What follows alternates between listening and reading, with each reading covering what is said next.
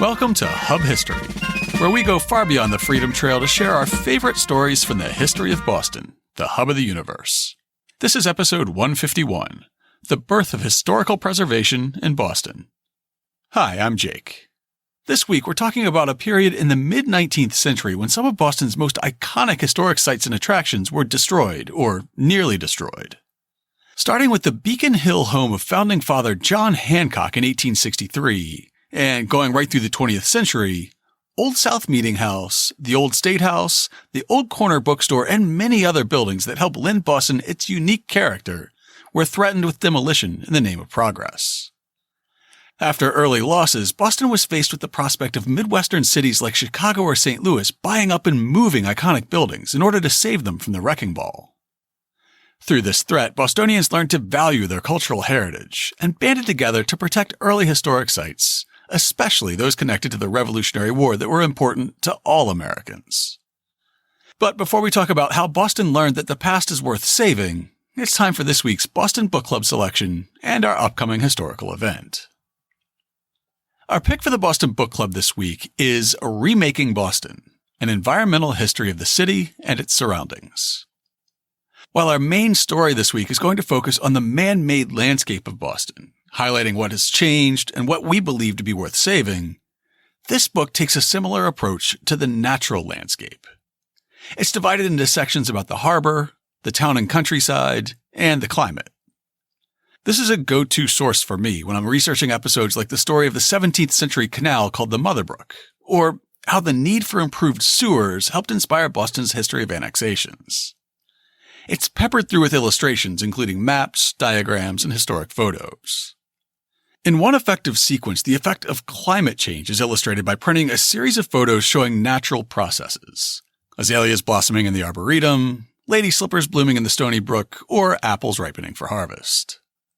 By printing a dated historic photo next to a dated modern photo of the same process, the authors create a vivid picture of our warming seasons, with lady slippers that used to bloom at the end of June now peaking in mid-May, and apples that we used to pick in August now ripening in October.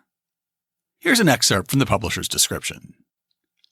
Situated on an isthmus and blessed with a natural deepwater harbor and ocean access, Boston became an important early trade hub with Europe and the world. As its population and economy grew, developers extended the city's shoreline into the surrounding tidal mudflats to create more usable land. Further expansion of the city was achieved through the annexation of surrounding communities, and the burgeoning population and economy spread to outlying areas. The interconnection of city and suburb opened the floodgates to increased commerce, services, and workforces, while also leaving a wake of roads, rails, bridges, buildings, deforestation, and pollution. Profiling this ever-changing environment, the contributors tackle a variety of topics, including the glacial formation of the region, physical characteristics and composition of the land and harbor, dredging, seawalling, flattening, and landfill operations in the reshaping of the Willamette Peninsula, the long-standing controversy over the link between landfills and shoaling and shipping channels, population movements between the city and suburbs and their environmental implications, interdependence of the city and its suburbs, preservation and reclamation of the Charles River, suburban deforestation and later reforestation as byproducts of changing land use, the planned outlay of parks and parkways, and historic climate changes and the human and biological adaptations to them. If you're curious about the effect that both man-made and natural processes have had on the natural world underlying the city of Boston, we'll have a link to buy the book in this week's show notes. And since this week's episode is all about the early days of historic preservation, our upcoming event will highlight present-day efforts through the 2019 Preservation Achievement Awards. Here's how the Boston Preservation Alliance describes the importance of their achievement awards. Neighborhoods are living things. They evolve to the changing needs of their inhabitants. Rural farms become streetcar suburbs. Carriage lanes become roads. Thriving businesses fade. The buildings and places that survive these changes become natural points of reference for the neighborhood and vessels of collective memory. They're physical touchpoints for residents today and tomorrow. This year's cohort of award winners shows that historic buildings and parks can adapt to the changing neighborhood around them. Historic structures add a splash of uniqueness to a contemporary brand. As the historic structures blossom with new life, they add an extra layer to the collective memory of the neighborhood. Sometimes the best way to adapt is to restore and preserve, but with a focus on 21st century needs. The award winners illustrate that buildings designed for the needs of people from past centuries can be renewed to fit the needs of a contemporary world. When buildings are designed for people, they can continue to be used by people.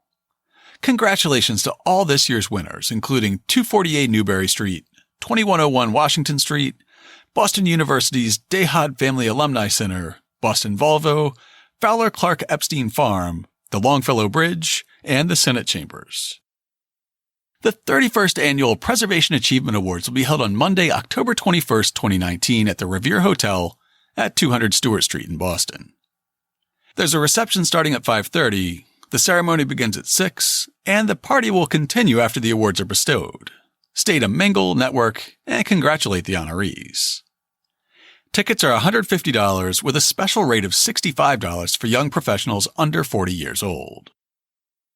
Before I get on with the show, I want to take a moment to announce that Hub History is now available for you to subscribe to and stream on Spotify. Finally. It's the first of many improvements that we're hoping to make to the show thanks to the folks who support us on Patreon. For as little as $2 a month, you can help us offset the ongoing costs of hosting and securing our website and our podcast feed, as well as helping us work toward future improvements like a redesigned website and some upgraded audio hardware.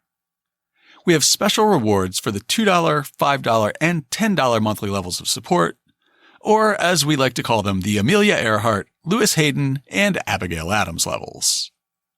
You can find out more and support the show by going to patreon.com/hubhistory or visiting hubhistory.com and clicking on the Support Us link.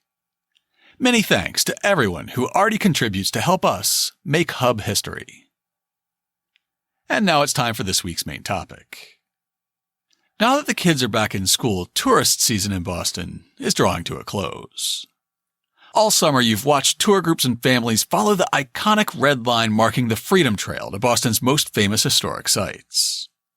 Among those sites is Old South Meetinghouse, which boasts that it receives over 80,000 visitors a year. The congregation that built Old South dates back to 1669, when the population of Puritan Boston was growing rapidly enough to justify forming a third church. This third church, sometimes called the Cedar Meetinghouse, was built on land donated by the widow of John Norton, a pastor of First Church. 60 years later, their original wood meetinghouse was decaying, so it was replaced by a new brick church on the same plot of land. That building, today's Old South Meetinghouse, was the largest building in town in 1729, and it served as a vital community meeting hall for the rest of the century. Over the years, it was where Samuel Sewall apologized to the Bay Colony for his part in the Salem witch trials. It was where Bostonians met each March to remember the victims of the Boston Massacre. And it was where Bostonians met in 1773 to debate what to do about 3 cargoes of tea that had recently arrived on Boston Harbor. After tensions with Britain erupted into war in early 1775, Redcoats took over the church building, covered the floors with soil, and used it as a riding school. When the British evacuated the next March, George Washington stopped at the church to observe the damage as he toured liberated Boston. Almost exactly 100 years after Old South was saved from the British, it was nearly lost to the auctioneer's gavel. On June 8, 1876, the building was sold as salvage for $1,350, with the provision that the whole thing should be demolished within 60 days. 4 years earlier, Boston's Great Fire of 1872 had burned much of today's financial district. Through the heroic efforts of firefighters and the timely arrival of a new fire engine from New Hampshire, the Old South Meetinghouse itself was saved. However, so many parishioners lost their homes that it doomed the church. What had been a trickle of families moving from the old downtown district to the new and fashionable Back Bay became a flood. Even before the fire, the church had purchased a large lot of newly filled land in the Back Bay and planned to build a parsonage there. Now, with the flock quickly flocking to the new neighborhood, they built a new Old South church on the corner of Boylston and Dartmouth Streets. That left the question of what to do with the original Old South Meetinghouse on Washington Street. With the destruction left behind by the fire, the U.S. Post Office asked to set up a temporary facility in the vacant church building. However, Mrs. Norton's will was quite explicit that the land she donated could only be used for religious purposes. It would take an act of the legislature to break this covenant, and that's exactly what the church leadership lobbied for and eventually got. In 1873, they were allowed to lease the property to the post office, and in 1874, leaders began pursuing the release of all restrictions on the lease, sale, and non-religious use of the property. After a few years of tense negotiation and debate on Beacon Hill, the measure passed in 1876. In the meantime, the value of the land the deserted church building stood on had soared to $400,000. Now, we've said before that it's hard to calculate the value of historic prices, but a simple inflation calculator puts that at the equivalent of about $9.6 million in 2019. A narrow majority of Old South's congregation voted to sell off the land at Downtown Crossing that they'd been given in 1669. In order to clear the valuable real estate, the worthless old historic church building had to be removed. Consequently, local newspapers soon carried an advertisement for the Old South Church Building. All the materials above the level of the sidewalks, except the cornerstone and the clock in the tower of this ancient and historical landmark building, which has now come under the auctioneer's hammer, will be disposed of on Thursday, June 8, 1876 at 12 o'clock noon on the premises on the corner of Washington and Milk Streets. The spire is covered with copper, and there's a lot of lead on the roof and belfry, and the roof is covered with imported Old Welsh slate. 60 days will be allowed for the removal. Terms, cash. When the appointed day came, there was an unsuccessful attempt to save the building. The auctioneer noted that the heart had been willing, but the purse was weak. The tower clock was immediately removed, and much of the lead and copper roofing began to disappear as well. The imminent demise of the Old South Meetinghouse now seemed inevitable. 3 days after the sale, however, notice of a reprieve came in the form of a giant public notice on the church building's bell tower. The 11th hour, men and women of Massachusetts. Does Boston desire the humiliation which is today a part of her history, since she has allowed this memorial to be sold under the hammer? Shall the Old South be saved? We have bought the right to hold this building uninjured for 7 days, and will be conditionally responsible for the raising of the last $100,000 to complete its purchase. G.W. Simmons & Son, Oak Hall, Boston. At least this time, Bostonians realized that Old South Meetinghouse was something worth fighting for. 13 years almost to the day before Old South went under the gavel, another shocking loss in Boston woke residents up to the idea that history was worth saving. Founding Father John Hancock inherited a fortune from his Uncle Thomas, including one of the finest mansions in all of Boston. Standing alone on the west slope of Beacon Hill, surrounded by pastures and orchards and facing the common, Hancock Manor was built in 1737 of hand-hammered granite, similar to what was used in King's Chapel. Some sources call it the first structure built of cut granite in North America. It too was occupied and vandalized by British troops during the Siege of Boston. Then, before, during, and after Hancock's term as the first governor of the Commonwealth under our 1780 Constitution, he hosted many dignitaries there, including the French Admiral d'Estaing in 1778, the Marquis de Lafayette in 1781, and George Washington on his first presidential visit to Boston in 1789. John Hancock died intestate in 1793. Multiple sources claim that in his final hours he had dictated a will that left his house and land to the Commonwealth, but that he passed away before it could be finalized and signed. Without a last will and testament, Hancock's estate went to his widow Dorothy, who in turn remarried one of John's sea captains. The estate grew smaller in 1795 when the town of Boston bought most of the land and set it aside as the site of our new State House, but the family did retain the mansion. By the mid-19th century, the lot the home stood on, at the top of now fashionable Beacon Hill and right next door to the State House, was worth a small fortune. The Hancock descendants being in need of the money, they offered to sell the house to the Commonwealth for $100,000. In his 1873 book, Old Landmarks and Historic Personages of Boston, historian Samuel Adams Drake described the efforts to preserve the home. A strong effort was made to save this old New England monument, but without avail. It was proposed by Governor Banks in 1859 that the Commonwealth should purchase it, and the heirs offered it at a low valuation. A joint committee of the legislature reported favorably upon the measure, but it met with strong opposition from the rural districts and was defeated. Suggestions were offered to make it the residence of the governors, or a museum for the collection of Revolutionary relics. The house was in excellent preservation, the interior woodwork being sound as when the halls echoed to the tread of the old governor. The chamber of Lafayette remained as when he slept in it. The apartment in which Hancock died was intact. The audience hall was the same in which Washington, D'Estaing, Brissot, Percy, and many more had stood. And finally, the entrance hall, in which for 8 days the dead patriot lay in state, opened upon the broad staircase as in the time of old Thomas and Lydia Hancock. State action failing, some efforts were made by the city in 1863 to secure the relics of the building itself. The heirs offered the mansion, with the pictures and some other objects of historical interest, as a free gift, with the design of preserving it as a memento of colonial and revolutionary history. It was proposed to take it down and erect it anew on some other site.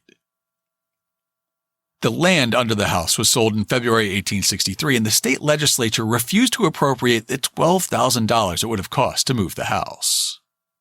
That June, Willard Dalrymple purchased the building for $230 in cash, on the condition that he would remove it within 10 days. After a few days, Dalrymple had claimed everything he wanted, and advertisements and handbills announced a public auction.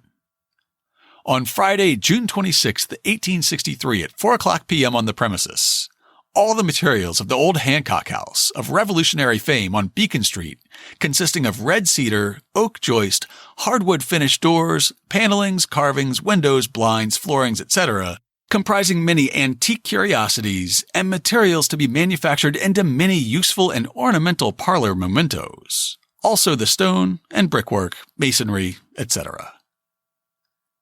After the sale, the 126-year-old home of one of America's most famous founders was demolished.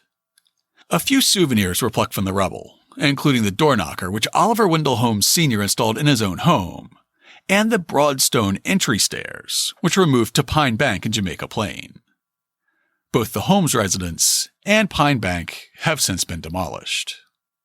The site of the Hancock Mansion was used for 2 townhomes until 1916, when they too were knocked down to make room for the west wing of the newly expanded State House. After the loss of the Hancock House, citizens of Boston knew what a public auction portended. So when clothing retailer George W. Simmons stepped in and put a 7-day hold on the sale of Old South Meetinghouse, Boston sprang into action. On June 14, 1876, George Simmons, Jr. and Charles Slack, the editor of Commonwealth magazine, organized an enormous public meeting at the Meeting House. The pews were packed with Cabots, Lowells, and other Brahmins, while the proper ladies of Boston lined the balconies. The featured speaker was famous abolitionist Wendell Phillips, whose speaking style had earned him the nickname Abolition's Golden Trumpet.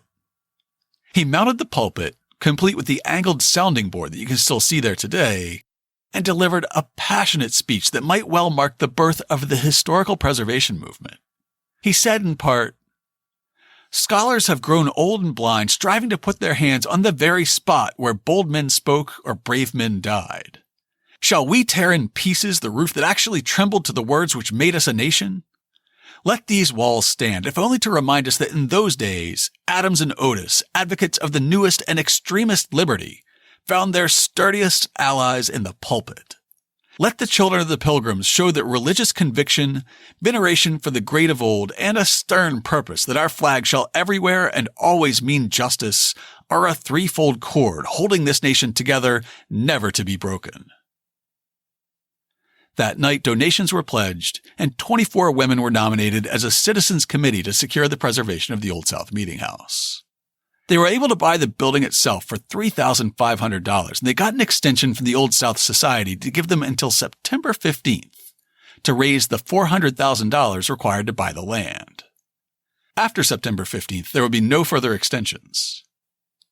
On the day the deal was set to expire, the Boston Evening Transcript reported, The Standing Committee of the Old South Society held a special meeting this forenoon and voted to accept the offer of the Citizens Committee of $400,000 in cash for the Old South Meetinghouse. The offer was made on the second day of September after many consultations and was suggested by the Standing Committee. They wished to ensure the use of the building for historic and memorial purposes only, and today it was voted to accept the offer with a restriction that it should be used for such purposes only and not be open upon Sunday. A follow-up story that October detailed how the Citizens Committee managed to pay for this massive purchase. The sale of the Old South Church was formally completed Thursday morning for the sum of $400,000. A city life insurance company, New England Mutual Life, loans $225,000 upon the property, taking a mortgage. Mrs. Hemingway advances on a second mortgage the sum of $100,000. And Mr. R.M. Pulsifer, the purchaser, pays $75,000 in cash, making the amount of the purchase money. Mr. Pulsifer gives a bond to the Committee of Ladies to the effect that if they raise the money within a reasonable time, he will give them a deed to the property. Mrs. Hemingway there refers to the major Boston philanthropist Mary Tileston Hemingway. Over the next roughly 18 months, the Citizens Committee held balls, meetings, and other entertainments, eventually raising the money to purchase the structure back from Newton's Royal Pulsifer. At that point, ownership transferred to the newly created Old South Association, and the Old South Meetinghouse became a museum independent of Old South Church. You might think that the nation's centennial was a strange time to consider demolishing Old South, one of the icons of the Revolutionary generation. At the time, there were plenty of people who believed that the centennial was the perfect time to clear out the old to make room for progress. Even as the church was making its decision to divest itself of the old meetinghouse, the city was considering whether to demolish another Revolutionary War landmark. On April 27, 1876, the Boston Post reported on a special meeting of the Joint Standing Committee on Streets. It had been called to hear petitions by Boston's business leaders in favor of demolishing the old State House. The article reports on comments by Nathaniel Nash. This centennial year is just the time to advocate the tearing down of old landmarks. There are cases in which the wishes of the people must be subjected to necessity, and this seems to be one. Since the lease of the building, business on State Street has greatly increased, and the necessity for its removal yearly grows greater. By the removal of this old building, travel would be greatly relieved. Property in the neighborhood would be increased in value, and the city would receive a greater revenue from the use of the land it occupies than it is at present receiving from rent. The removal of the building would give room for better accommodations to those in the immediate neighborhood who are pressed for business facilities. The increase in business and travel on State Street alone would seem to warrant the removal of the building, and at some future day it will surely be removed, if not at the present. The rest of the comments follow this theme closely. The location of the old State House forced a narrowing in State Street, which acted as a traffic bottleneck. By removing the historic building, the streets could be made wider, perhaps new offices could be constructed, and both businesses and the city would see increased revenues. If that sounds familiar, it's because much of Boston's current conversation about development often follows the same themes. Never mind the fact that the old State House was opened in 1713 and built on the location of the city and colony's original seat of government, which had opened in 1657. Never mind that the Boston Massacre had been carried out outside the windows on the very spot where business owners now wanted to expand the streets. And never mind that Boston had first heard the Declaration of Independence read from the balcony of that august building. It was slowing down traffic, so many people believed it had to go. The state government had moved up Beacon Hill to the new State House in 1798. After a 30-year period of commercial use, the old State House served as Boston's first dedicated city hall for a decade, before reverting to commercial use again in 1841. By 1876, the whole thing was wrapped in placards and business signs, and it looked more like a billboard than a treasured historical relic. Since the ancient building was considered ruined, what could be the harm in selling it off? As word of the potential demolition got around, cities that didn't have the same long, illustrious history offered to take it off our hands. An 1885 report shows how willing other cities were to step in if Boston was going to allow the old State House to be destroyed. It is not alone to its own citizens, but to the whole nation, that the city of Boston is accountable for the preservation of these mementos, known and venerated by the patriotic citizens throughout the country. That this feeling prevails was evinced within a year or two at St. Louis, where a distinguished citizen of that place expressed in the presence of several well-known Boston merchants his indignation, which was endorsed by several of his fellow citizens, that any proposition to remove the Old State House or Old South Church could for a moment be listened to in Boston. And if it were, he expressed the desire to be afforded opportunity to raise a sum by subscription in St. Louis sufficient to purchase the old materials and re-erect the buildings in that city as cherished mementos of our country's history. A modern report by Sarah B. Chase records how this and similar offers helped jolt Boston's preservation movement awake to the danger faced by the Old State House.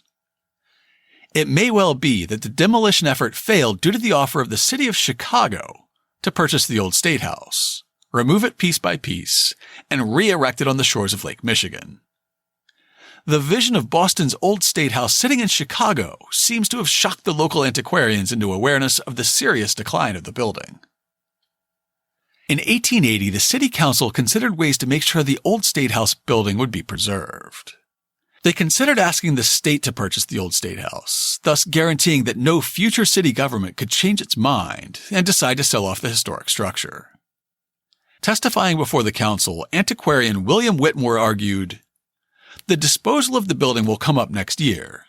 In 1881, these leases will expire, and in view of that fact and of the public uses to which the building might be put, I thought it desirable that this building, the only one of historical interest which remains in the possession of the city except one, should be put beyond the control of any one city government to remove or alter it. The city charter expressly provides that the common and faneuil hall cannot be alienated from the people. The Old State House, it seems to me, should be in the same condition." There was never enough statewide support to get the Commonwealth to take over the Old State House, but the City Council found another way to protect the building. Starting in 1881, the city provided $35,000 through the Committee on Public Buildings to restore the Old State House to its original appearance. They thought that Bostonians would be more likely to support saving the structure if it looked more like an early 18th century rarity instead of just another shabby downtown storefront. For most of the rest of the decade, antiquarian Whitmore engaged in a very public fight with city architect George Claw and historian George Moore over how to restore the building. I won't go into the details, but we'll have links to some of their mean and petty arguments in the show notes. At about the same time, a new organization was founded in 1881 to restore and preserve the Old State House. Eventually known as the Bostonian Society, it took over day-to-day management of the building, transforming it into a museum of the Revolutionary era. The new organization's 1885 annual meeting made it clear how seriously they took their mission. Bostonian Society President Curtis Guild thundered, "It is an attack on the rights of the people to attempt, in opposition to their desire, to level with the dust the few great reminders of the early struggles of this country for independence, so that only the legend remains to perpetuate their memory." Taking the management out of the hands of the City Council has served to protect the structure for nearly a century and a half. Today, the city still owns the building, while it's entirely managed and governed by the Bostonian Society. Ironically, the current special exhibit at the Old State House Museum is the original front door from John Hancock's mansion, which points out the importance of preserving the past for future generations. Boston learned from the lessons of Old South Meetinghouse and the Old State House, but we still lost many sites of historical importance over the years. The old Feather Store, which dated to the 1680s, resembled the House of the Seven Gables, and stood near Faneuil Hall, was demolished in 1860. The 17th century Paul Revere House and the mid-18th century Shirley Eustace House were both buried under layers of modern improvements from the Victorian era until relatively recent times. From the Second World War through the 1970s, entire historic neighborhoods were bulldozed in the name of urban renewal. Even as recently as 2007, the city made the decision to knock down the Pine Bank Mansion in Jamaica Plain. Built in 1870 by some of those barons of the sea whom we discussed in our interview with Stephen Ujafusa way back in episode 89, Pine Bank was the only home that Frederick Law Olmsted decided to leave standing within the Emerald Necklace. After a series of fires, the city parks department let the building slowly deteriorate until it was too expensive to restore and too unsafe to leave. A historic building that stands at the corner of Washington and School Streets, directly between Old South Meetinghouse and the Old State House, helps to illustrate how challenging historic preservation continues to be in Boston. In 1711, religious dissenter Anne Hutchinson's early 17th century house burned in a large fire. Boston's original townhouse, the seat of government, burned in the same fire. 2 years later, the site of the townhouse was reused for the new Massachusetts State House, which we know as the Old State House today. In 1718, Thomas Creese built a new house and apothecary shop on the former site of Anne Hutchinson's home. It served as a shop for merchants and apothecaries for about the next century. Then it was used by publishers and as a bookstore for most of the 19th century. The Scarlet Letter, Walden, Little Women, and Uncle Tom's Cabin were all published under the gambrel roof of what's now called the Old Corner Bookstore. Of course, Boston being Boston, the Old Corner Bookstore was slated for demolition in 1960, so we could free up space for a parking garage. A group of concerned citizens organized themselves as Historic Boston Incorporated. They raised enough money to purchase the building, now the oldest commercial building in Boston, restored it, and continued to use it for commercial purposes. Over the years, it was the Globe Corner Bookstore and a Boston Globe Company store. The building's more recent history both reveals the challenges of the Amazon era and indicates how hard it can be to find historically appropriate tenants for such a historic property. From 2005 to 2009, the Old Corner Bookstore housed an Ultra Diamond store. And today it's home to an authentic early 18th century Chipotle restaurant. However, in a nod to the building's historical nature, it's now hosting a pop-up workshop space for the North Bennett Street School. Prestigious North Bennett is one of the country's leaders in teaching traditional construction and craftsmanship techniques. Their students and graduates are involved in almost every historic restoration around Boston these days. They even constructed the exhibit at the Old State House displaying the front door of John Hancock's long-gone mansion. Located at 10 School Street, the workshop space is open from 11 a.m. to 2 p.m. on weekdays for a low-tech lunch. Visitors can watch demonstrations of traditional skills from bookbinding to woodworking with the next generation of preservationists. To learn more about how Boston learned to value its historic treasures, check out this week's show notes at hubhistory.com/151. We'll have information about the North Bennett pop-up and the exhibit showing John Hancock's door at the Old State House. We'll have a link to an 1877 history of Old South Meetinghouse, which was written when the fight to save it was still a very recent memory. We'll link to Samuel Adams Drake's Old Landmarks and Historic Personages of Boston, which records the loss of the Hancock Mansion. And we'll link to press reports about the effort to have the Old State House demolished, plus all the rest of the sources I used this week. And of course, we'll have links to information about our upcoming event and Remaking Boston, this week's Boston Book Club pick. If you'd like to leave us some feedback, you can email us at podcast@hubhistory.com. You can call and leave a voicemail at 617-383-9255, and we might play it on the show one day. We're Hub History on Twitter, Facebook, and Instagram, or just go to hubhistory.com and click on the Contact Us link. While you're on the site, hit the subscribe link and be sure that you never miss an episode. We're excited that Hub History is finally carried on Spotify, so you can subscribe in what's rapidly becoming the second most popular podcast app. You can also find us in Google Podcasts, Stitcher, Pocket Casts, TuneIn Radio, Player FM, and many more apps. You can stream the show every Sunday night at 8 p.m. on bostonfreeradio.com or listen on your favorite smart speaker. If you have an Amazon Echo, just say, "Alexa, play the Hub History podcast." Or if you have a Google Home, you can say, "Hey Google, play the Hub History podcast." Sure, playing the latest episode of Hub History, our favorite stories from Boston history. Apple Podcasts is still the most popular podcast app. If that's how you subscribe, please consider writing us a brief review. And if you do, drop us a line. We'll send you a Hub History sticker as a token of appreciation. Or just tell a friend about us. Word of mouth is truly the best way to help new listeners discover the show. That's all for now. We'll be back next week to talk about black politics and partisanship in late 19th century Boston with author Millington Bergeson Lockwood.